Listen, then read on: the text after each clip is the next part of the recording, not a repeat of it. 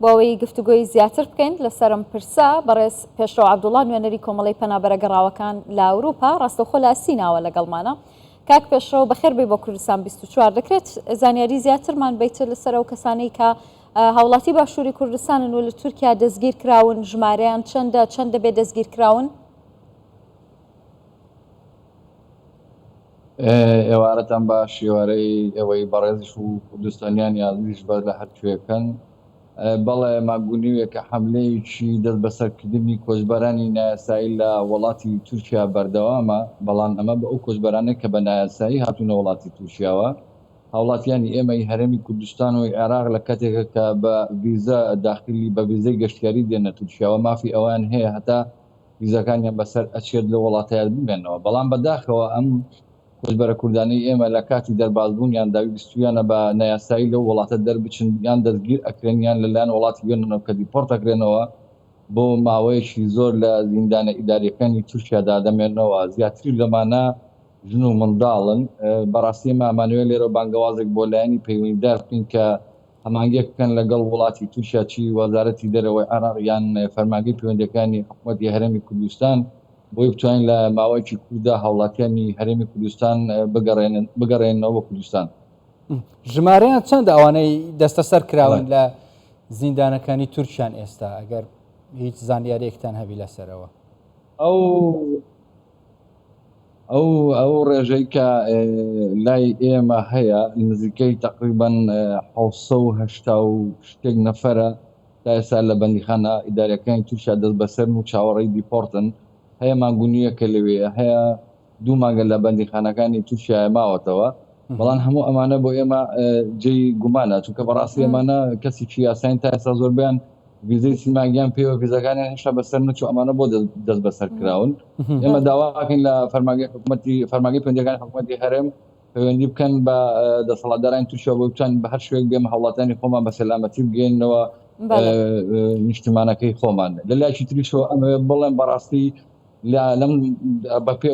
بەداداچوونەی ئێمە کردومانە لەگەڵ کۆمیسیۆنی کۆچبەرانی یان پەنابەرانی وڵاتانی یەکێتی ئەوروپا کە بۆچی لەم پارچانەی کوردستانەوە خەڵک بە لێشاو دێتە دەرەوە بۆ ئەوروپا. دیارە ئەمە سیاسەتێکی ئەو وڵاتانەیە کە بەڕاستی گەماروێکی سیاسی و ئابوووریان خسۆتە سەر هەر چوار پارچەی کوردستان ئەمە لێرەوە بە تەواوی گەلی کوردستان ڕاوگەێنم کە بۆتە هۆی خەیرانی دارایی و کۆمەڵ مشاکلی تری دروست کردو کە ناچارن کوردەکانی ئێمە ڕێگا بگرنە بەر و لە هەمان کاتیشا بەڕاستی و خەتەی بیلاڕوسیا لە ئێستادا کۆمەڵی کوردی پێش ئەوەی باسی ڕۆژی ئەوانە بکەین کە لە بیلاڕوسیان کاک پێشڕەو دەمەوێتەوە بپرسمیانی ئەوانەی کە بۆ نمونە دەستگیر دەکرێن دەیانەوێت بە ڕێگەی نایاسایی لە تورکیا بڕۆنە وڵاتانی ئەوروپا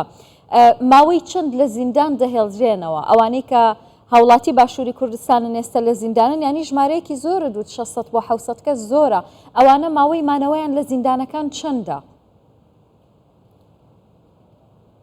ڕاستی ماوەیان هەیە لە دە ڕۆژەوە هەیە بۆ 45 شەو بۆ 50 شەو حەسەب ئەوەیە، یان هەندێکیان پارێزەرەگرن هەوڵەدەن لە ڕێگای پارێزەرەوە بتوان ئەمانە جارێکتر ئازاد بکرێن لە تورکیایە. هەندێکیشان وەکو بینمانە لە ڕابردوو لە سنووری ئیبراهیم خەلیلەوە دیپۆرتی هەرێمی کوردستان ئەکرێنەوە بە شێوەیەکی زۆر ناخۆش و ئێمە بۆیە داواکاریان پێشکەش کردو، چونکە بەڕاستی دەنگی کە سوکاری ئەو کۆچبەرانەیە کە لە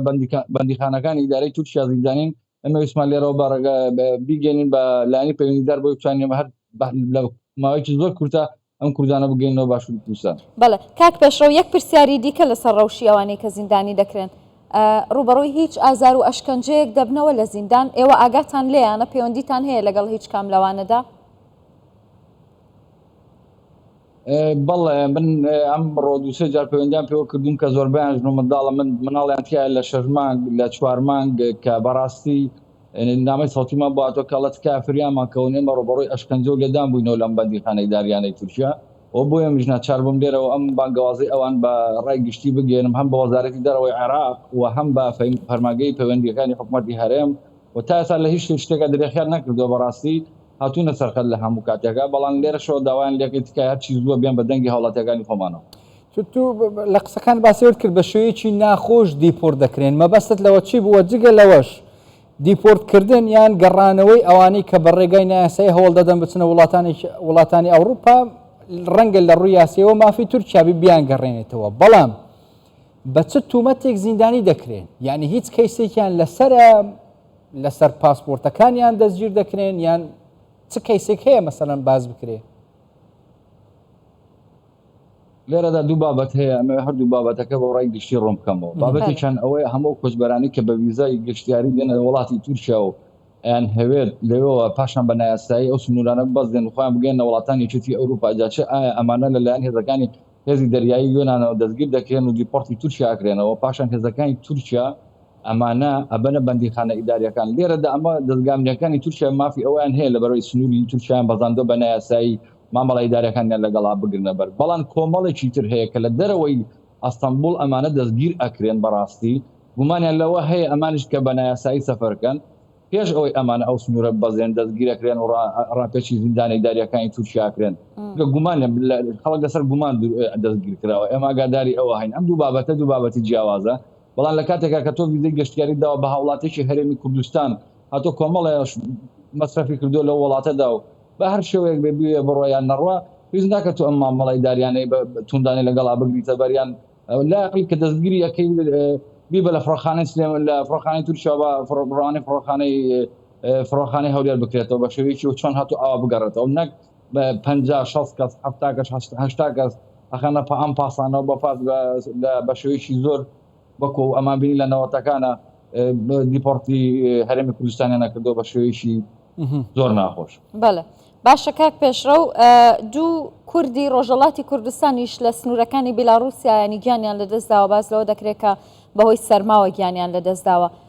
ژمارەی ئەوانەی کە بەڕێگەی نایاسایی ڕۆیشتوونەتە سنوورەکانی بیلاڕوسیا و کوردن ژمارەیان زۆرە ئاگاداری ئەوانن بەڵێ بەرداخەوە بۆ جارێکی تریش ئێمە وەکو کۆمەڵی پەنابەرە گەڕاوەکان منە لێرەوە پێشەوە بێمە سەر بابەتەمە سپاسێکی میدیاکانی خۆمان بکەم بەڕاستی لە هەموو کاتێکە هاتوون بەدەگمانەوە ئێوە ئەرکێکی نیشتیمانی و نەتەوەییە باڵان لێرە بەدواوە من ئەمەوێ بڵێم بەڕاستی ڕێگای بیلاڕوسیا جارێکی تر کوردەکانی با ڕۆژهەڵاتی کوردستان ئی باشوور ئی لای خۆمانی هەرێمی کوردستان ئی هەر چوار پارچەکانی کوردستان بەداخەوە کە ئێستا لەو زانیارانەی لای من هەیە زیاتر نزیکەی لە 600 بۆ سەرەوە لە بیلاڕوسیا و لە دارستانەکانی بیلاڕوسیا بوونی هەیە زیاتر لە 300یان لەمانە خەڵکی ڕۆژهەڵاتی کوردستانن لە جەنگەڵەکاندا گیریان خواردووە و مەجالی ڕۆشتنیان نە بە هیچ لایەکدا بەڕاستی ئەو سنوورە هەموو لاگەدار بکەمەوە سنوورێک جەنگی رووسیا و ئۆکرانیای لێوە نزیکە ڕێکاری ئەمنی زۆر گیراوەتە بەر هەموو کەسێک بەگومانە لەو سنوورە بۆیە من لێرەوە بانگەوازەکەم هەیە بۆ کوردەکانی خۆمان ڕجایەکمان هەیە ئەو ڕێگای نەگرنە بەر بەڕاستی ڕێگای مەرگە جارانە ماگوور ڕێگای دەریا ڕێگای مەرگە بەڵام لە ئێستادا ئەو ڕێگای مەرگە بەڕاستی یەکێتی ئەوروپا هەر کەسێک لەو حدودەوە داخلی وڵاتانی یەکێتی ئەوروپا بێ لای ئەمان گومانە زۆر باشە ئەمە دۆخیانە کاک پێشڕەو باست کرد لە دۆخی ئەوانە بەگشتی و بە کورتی دەمەوێت پێم بڵێ ئێستا ئێوە داوای چی دەکەن ینی چی لەسەر هەرێمی کوردستانە کە بیکات بەتایبەت بە ئەو کەسانی کە لە تورکیا دەستگیر کراون ئەوەی بەتایبەت سەبارەت بە هاوڵاتیانی هەرێمی کوردستان ئەوانەی کە لە زیندانە ئیداریەکانی تووشە دەستگیر کراون ئێمەمانەوێ بە شێوەیە وەکو چۆن بەڵێ مافیمانەوەی نەماوە لە وڵاتەکەی خۆمان بە شێوەیەک چۆن هاتوۆتە وڵاتەکەی تۆ لە ڕێگەی فڕۆخانەی ئەستەمبوڵ ڕەوانەی فڕۆخانەی هەربێ هەولێر بکرێتەوە وەکو ئینسانێک ئێمەش لە وڵاتەکەی خۆمان پێشوازیان لێ بکەین بەڕاستی ئەوەی کە زۆر جێگای داخەژن و مناڵیان زۆر لەگەڵاوە دا لەلایەنی پەیوەندیدارەکان بیان بەدەنگ ئەم بانگەوازیەوە زۆر سپاس بۆیەوە بەڕێز پێشڕەو عەبدوڵڵا نونەرێ کۆمەڵا پەناوەرێن ڤەگەڕێژ ئەوروپای ژە ئەثینای پڕێکاسکای پێ گەلما دەبوون گەلێک سپاس بووە